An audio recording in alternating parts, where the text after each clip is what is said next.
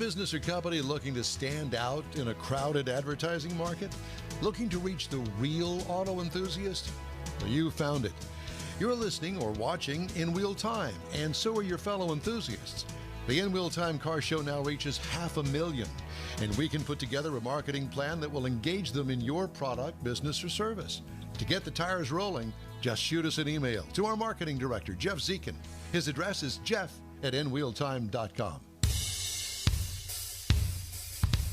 This is the award-winning car talk show In Wheel Time, your weekly go-to all things automotive place, along with Jeffrey Zekin, David Ainsley, Don Armstrong here. Obviously, Mr. Mars is off on an Eastern vacation, and Mr.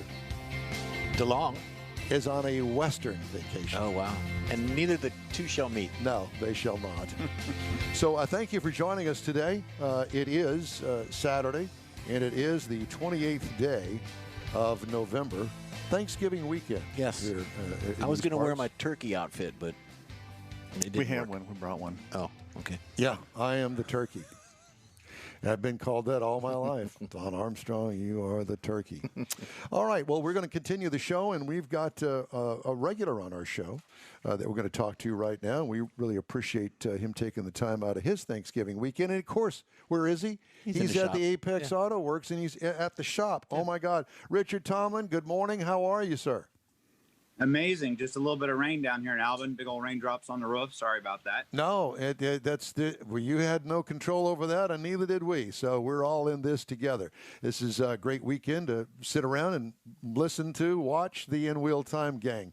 And listen, I wanted to talk to you today about this thing called the Sports Car Club of America, but often called the Secret Car Club of America. SCCA has been around a long time, and I have to tell you that I actually did have, way back in the dark ages, probably about 1978 or so, I went to an SCCA parking lot coned event, and I thoroughly enjoyed it, and it was nice because the SCC members that were there, they were very knowledgeable and helped me understand the rules and helped me get the car ready. This is what I needed to do. These are the rules. This is how you do it. And it was a great event that I remember. I don't remember the parking lot, but it was a parking lot event. And it was a time. We call those autocrosses. They still go on. We hold them about once a month. Yeah. And how do you find out about those events? Do you have to be an SCCA member? That's why we call it the Secret Car Club of America. We're trying to change that. But forever, it was actually done by newsletters. And then we got into the World Wide Web. And now we use actually a lot of Facebook marketing and Instagram, which has sparked some of the growth that we've seen in the club this year. Nationwide, we're up 17% as a club, 65,000 members from one coast to the other. It's the largest car club in the world, I'm told. So it's amazing the disciplines that we offer and what we have. And I think the worst part about our club is most people think it's just pro racing, when in reality, 95% of it is all amateur ranks. It's those of us that are just working on a weekend. Richard, I'm dating myself, but in the early 70s, my sister was the secretary of the local chapter of the SCCA up in Detroit. My brother-in-law had a Mercury Capri that was all hopped up and souped up. And they used to call them Gymkhanas in the parking lots. That's right. Anyway, I'm going to do a story on that a little later. But on his Mercury Capri, that's how I learned how to drive a stick. I'd take it out at night and take his race car out and drive it around the neighborhood. Of course you did. You snuck it out. I did. Absolutely did. Yeah. Well, the Gymkhana is what we call the autocross. So right. The autocross, or what they call Solo 2, back in the 80s, 90s. But now it is literally autocross and Solo 2. So same thing. As a matter of fact, that 77 Corvette had a quote-unquote Gymkhana suspension on it. That's what they called it back in the day. Yeah. And so, I don't know where the word came from, and I don't know what the description of the word is. I'm sure that Mr. Zekin will give us that. But at any rate, the interesting thing about that autocross that I attended is that Somebody had brought their mom's Buick out there and autocrossed it because the rules at that time anyway. Thank you. Yeah, they allowed that. I mean, okay, Yep. bring what you run what you brung. Yeah. Yeah, And I it's guess still run that way, and basically there's a height width factor that's calculated. As long as you fit within that, come out and play. It's all about getting more people out to enjoy their cars and doing what they were designed to do, albeit maybe at a maximum at some points in time. That's what makes it so interesting. I mean, it's any given weekend we'll have 100, 120 people that show up to go play in a parking lot. Then you've got our SCCA track events that happen, down at MSR. We'll have 140, 150 people from around the country come out to play. Travel to Hallett, Sebring, Laguna Seca, wherever. Anytime there's a race, we'll go play. So how do you choose a parking lot to have a Gymkhana event? No polls. It's actually pretty cumbersome, and it's an issue the club's facing. Is we're losing sites all over the country because now when they build parking lots, they want all these parking lot medians in there. They want parking stones. They want landscaping. People want more lighting at night. Whereas back in the day, a parking lot would literally just be a large, 1,000-yard by 1,000-yard parking lot. Now there's all these solid objects we have to deal with. So locally, we run at places like Gulf Greyhound Park, Remington Park up on the north side, larger facilities where we can actually rent a section. Some of the smaller tracks in town, Grand Sport Speedway, we'll rent that track. We'll set up an actual autocross on that and play there as well. The horse track on North Houston, Bridgestone used to do a test run up there. Richard, is it like the one that I went to? It was like you started off in first gear and maybe shifted to second, but you didn't get out of second. It wasn't some high-speed event. Is that still the case? Still the case. Still geared to be the way our rule set is written is highway speeds is what we should be maximum. Well, in Texas, we're blessed with 85-mile-an-hour speed limits, so there you go. We get to go play a little more than some of the other states. But yeah, same thing. Basically, go from first to second. 99% of the cars will complete the entire run in second gear, anywhere from 45 to 65 seconds, depending on how the course is laid out. How much does it cost to do that? I mean, I'm not a member of SCCA. Do I need to be a member to attend one of these events and participate? You've got to be a member. We did allow walk-ups for a while, but due to COVID, we changed that and made it to where it's members only. But membership, $75 a year, gets you a magazine in the mail and all kinds of discount stuff, full calendar access, and then our events at what you would call a Gymkhana Autocross, $35. Wow. So for a little, I was going to say, even if you go, the Corvette, it's time. Yeah, it's time, and then you're going to have to teach me how to run through the course because you're much more experienced. You've been doing it longer than me. Well, okay, fine. Yeah, we had to bring the age thing into this, didn't we? I'm just saying. But he won't get out of first gear. I'll forget the shift from first to second and blow it up. What's that stick? Yes. So, do you have?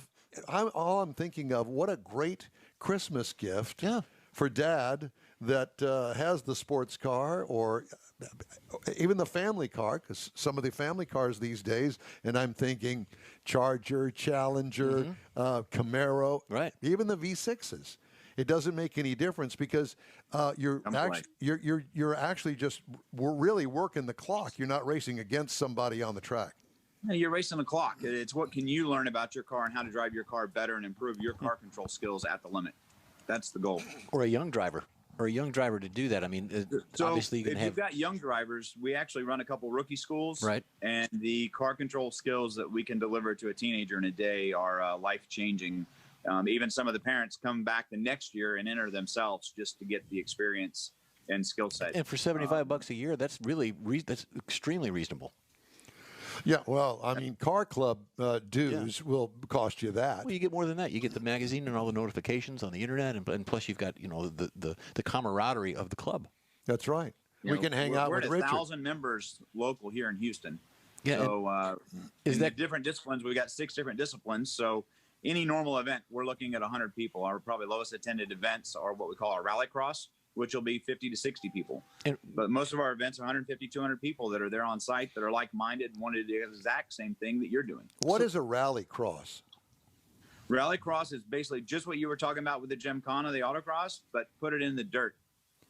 In the dirt? Oh yeah. Often we're in the dirt on this show. We are. We venture Bring the into the Corvette dirt for that quite one. frequently here.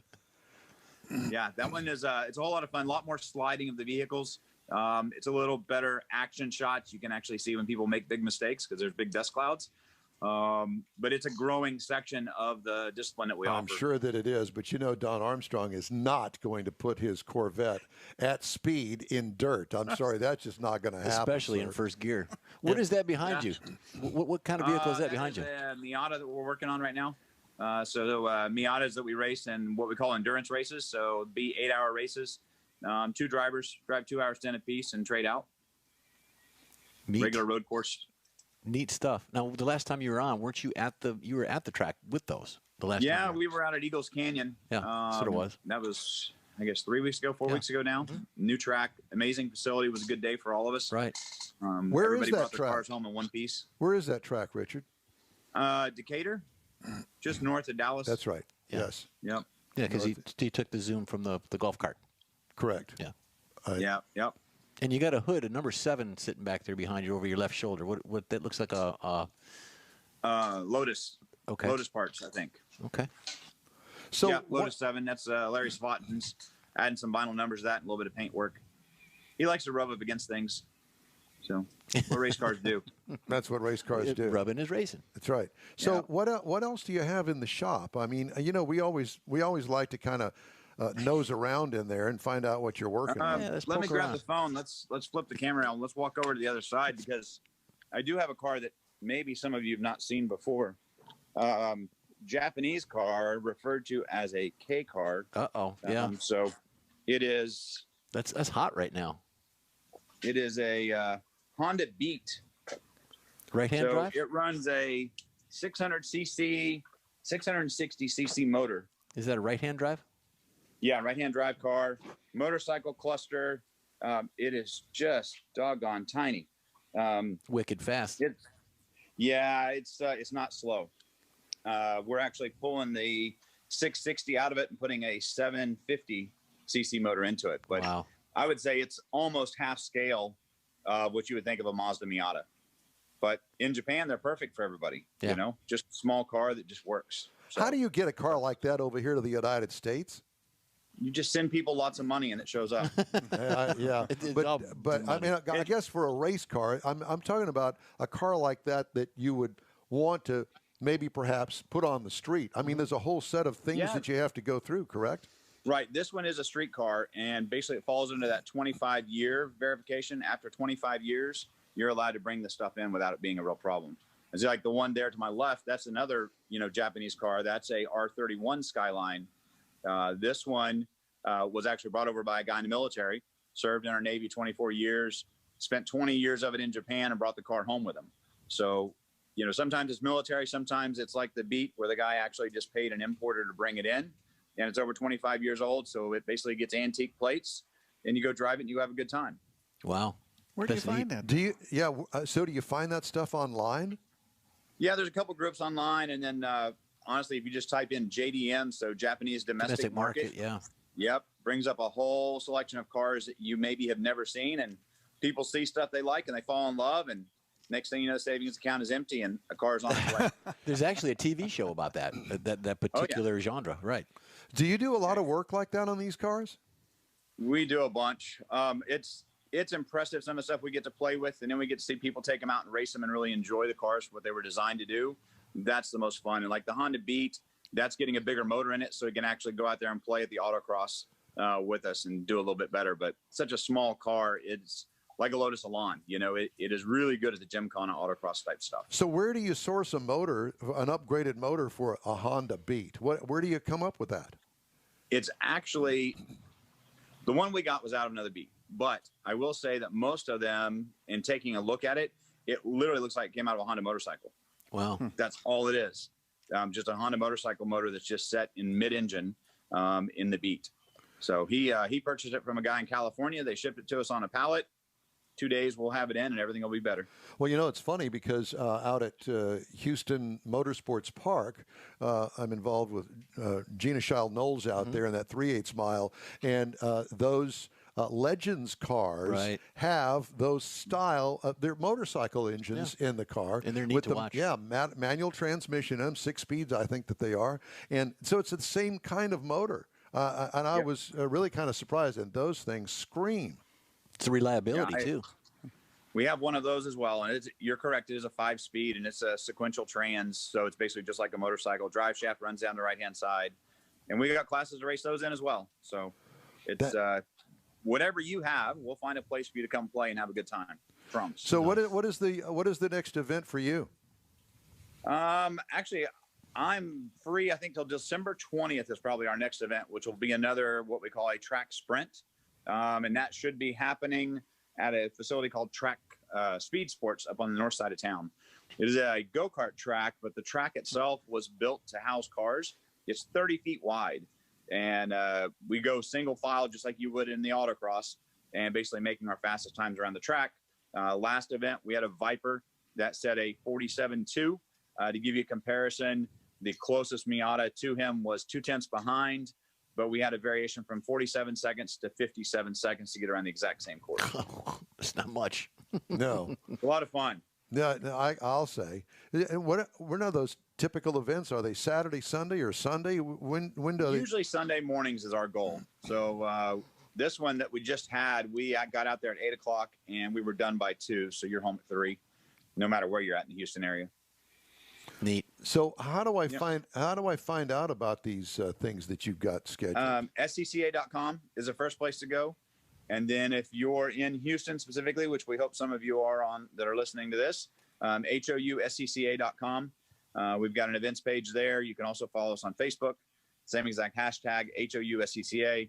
And from there, you will find multiple disciplines that we run, being whether it's road race, pro racing, your autocross, you want rallycross, you want time trials, track sprints, even Track Night in America, where we're taking people out on the track for their first time to give them a chance to learn what driving a car at the limit's all about. So what are you going to have at this event? I actually should be driving a Legend. Funny enough that you mentioned that. And then I've got a supercharged Miata that I'll be driving. Does it have a passenger seat? Yes, it does. There you go, Don. Not that, Come on out. Not that I wanted to invite myself, but I just did, I guess. You're more than welcome to come out, and it would be a very good time. You'd enjoy it greatly. No doubt. Okay, well, don't be surprised if I just don't show up on your doorstep out there and you go, "Who is this guy?" There you go. We got you covered. We got you taken care of. All right. Not a problem. Richard, it's always a pleasure to talk to you, and thank you so much for joining us today. As always, we appreciate you, and we look forward to seeing you. And SCCA, go baby! I appreciate it. Thank you, guys. Thank you very much. Richard, by the way, is also the proprietor over there at Apex Auto Works. Yep. Yeah, great guy. Been a friend of the show. You know, we have our regulars here on the In Wheel Time show. That's what makes the show. Well, it does. And everybody's very kind with their time because, you know, in most instances, time is money. Absolutely. And everyone that's been on the show is a business owner in some aspect of automotive anyways. Yeah, yeah. What we need to do is have, when this COVID thing is over with, which hopefully one of these decades it will be, it seems like it just drags on forever, we need to have us a big old-fashioned party over at your house. Bring it on. I won't be there, but come on. You won't be there? He invited himself to that, There too. you go. No, I just He's always welcome. I just pushed my way into the front door. Here I am. You should attend some of the parties at my house with him. We're going to go there another time. That's why I don't. I don't even remember even one of those. There is that. All right. So we need to do some catching up here. Whatever. Because, you know, there was one feature that we missed with you Fun. earlier, and then we've got another one scheduled now. Do whichever one you want. Well, you pick one. I don't care which one it is, but we've got a couple of them we need to squeeze in here before the end of the show. Well, I'm into squeezing. So what we're going to do is Conrad usually does this. And this is his segment where he does This Week in Automotive History. Good. So I was tasked with that in Conrad's absence. And, of course, it's nothing going to be – I'm not trying to take Conrad's shoes or anything because I won't fit him. Yes, he is. But this is what Conrad does, and it does a great job, and there's a lot of research in this, and here we go. So This Week in Automotive History, back on – I'm going to get this going here, so bear with me. There we go. Oh my God. There we have it. That is On November one 19th, ugly car. Ford announced the end of the Edsel. Woo! It was actually 10 years of development. Ford spent $250 million in planning this and And marketing. that's what they came up with. This is actually in today's money, it's like $2.5 billion for marketing. So this happened, and then went from 1957 to 1959. They actually did, in that 2-year span, about 118,000 vehicles.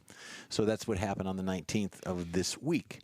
Wow. So the next one here is actually famed Ferrari designer Sergio Scaletti. He actually had a shop across the street from He made Enzo. shoes. No, not spaghetti. Oh. Scaletti. Uh-huh. He actually had a shop across the street from Enzo Ferrari, and he used to do body work. And of course, Enzo got, they got to be friends and buddies and everything.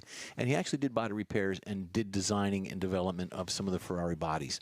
The early on Corvette that had the little hounds that looked like a shark's mouth on the old 59s, 58s, 60s.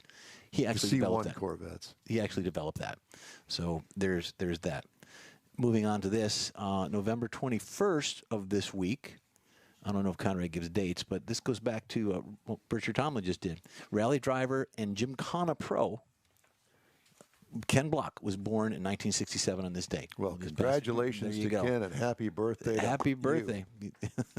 There you go. So what we have coming up next, this is Harley Earl was born on November 22nd, 1893. And we all know Harley Earl. So he was actually born in Hollywood, California. His dad had a shop there, and he dropped out of Stanford to become a coach builder with his dad. I did not know that. So there you go. Designer. Well, yeah, designer, Famous coach builder. designer. It was called Harley Automotive Works, where he learned the art of crafting. So, And he did a fine job. He did, and a good name too. November 23rd, getting closer to Thanksgiving. We have the 50 millionth General Motors car was produced. It was about 10 o'clock in the morning in 1954. General Motors and Thomas Keating drove a gold-plated 1955 Chevrolet Bel Air Sport Coupe off the Flint assembly line.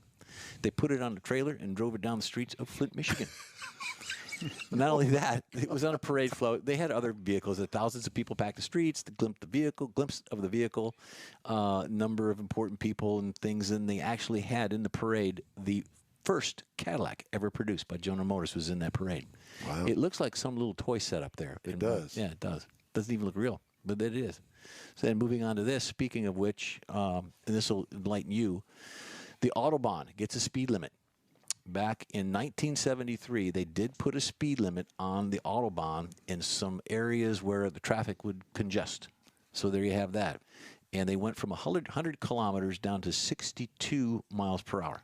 Which That sounds like Richard Nixon's, speed limit when we had the oil crisis. Yeah, but it only lasted about 4 months. Yeah, and it was sort of because nobody ever paid any attention to it. No, not at all. Screw so you. That happened in there, in '73. And the last one, my favorite, and Conrad always puts an Oldsmobile into his. So you're going to put a Cadillac. I in put there. two. Actually two. Well, there's Cadillac in there. There's a millionth. November 25th, 1949, the 1 millionth Cadillac. I wonder what that's worth. It's probably going to be at Meekum. I don't know. God, that thing is ugly. Oh, come on, Don. Oh. No, 1940. It was a Cadillac Coupe de Ville rolled off the assembly line. It was the 1 millionth. And, of course, featured in this picture here was John F. Gordon, the general manager of Cadillac, Don E. Ahrens, he was a general sales manager, and C.A. Rafferty, works manager for General Motors. Jerry Rafferty's brother. Could be. You never know. It was a 331 horsepower V8. Made 331 of the V8. It was 160 horsepower, about 4,250 pounds, almost 100 miles an hour. Yeah. Yeah, averaged 13.5 miles to the gallon. Kind of like a locomotive. It took 50 years to get the 1 millionth, but it only took 9 more years to get the 2 millionth. Figure that out. So this was done in 1958. So there you have it. That's it? Yeah, that's it. Okay. Looks like you kind of got a few people under that hood. Bodies. Oh, and the truck, multiple bodies Absolutely. under that hood. That thing was While huge. you're driving, yes. Yes. I had an Aunt Virginia, and Aunt Virginia and Uncle Jimmy were well off. and they always had Cadillacs. And the first one that I remember had these great big, looked like braziers on the front of them. They call those Dagwoods. Dagwoods, yeah. And it was like, I don't know, 54, 55, somewhere in that generation. And I thought, dang, that's ugly. Even then, when I was a kid, going, what is up with that? And they had little black rubber things on there, I guess bumpers or something. Am I right? Yeah. Yes. The first design of the crash resistant bumper. That's what it was, crash resistant. It's like trying to uncrash a train. Yeah, very heavy. I mean, very that heavy. bumper weighed, that's the 4,200 pounds. Couple of stories before we close out the day. Tesla is issuing 2 recalls. Have you ever heard of a Tesla recall? No. I've never heard of a Tesla recall. Shocking. 9,500 vehicles for roof trim that may separate and bolts that may not have been properly tightened. The larger recall covers 9,000 Model X cars from 2016. The other 401 2020 model year Tesla Model Y vehicles with bolts connecting the front upper control arm and steering knuckles. Now, that could be a problem. Yeah. Yeah. Oh, well, look at there. There goes a tire over there. Oh, can't steer the car anymore. There's a song about that. Leave me loose wheel. Yeah, you picked a fine time to leave me loose wheel.